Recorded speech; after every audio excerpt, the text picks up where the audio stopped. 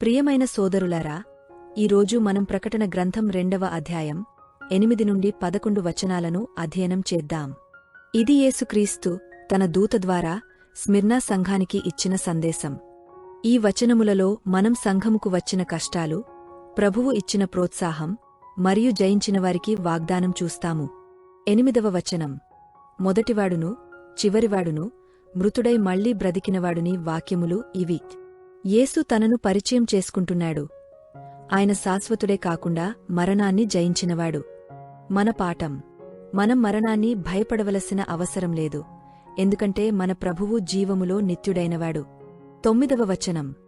నీ కష్టమును నీ దరిద్రతను నేనెరుగుదును, అయితే నీవు ధనవంతుడవు. స్మిర్నా సంఘం బాహ్యంగా పేద, కష్టాలలో ఉన్నా యేసువారిని ఆత్మీయంగా ధనవంతులు అని అన్నాడు.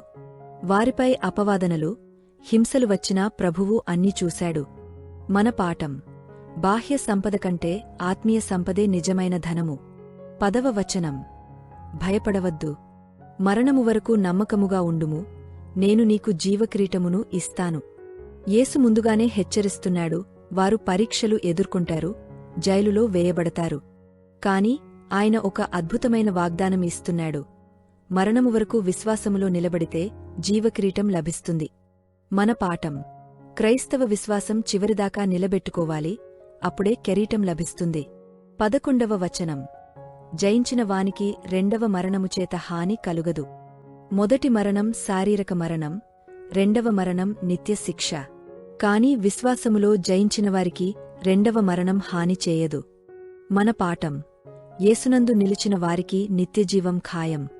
సోదరులారా, స్మిర్నా సంఘానికి ఇచ్చిన ఈ సందేశం నేడు మనకు కూడా వర్తిస్తుంది. కష్టాలు, పరీక్షలు వచ్చినప్పటికీ మనం భయపడకుండా యేసునందు విశ్వాసముగా నిలబడాలి.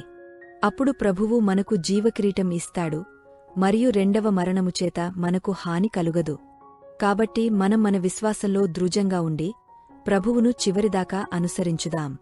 ఈ వీడియో మీకు నచ్చితే లైక్, షేర్, సబ్స్క్రైబ్ చేయండి. ధన్యవాదాలు.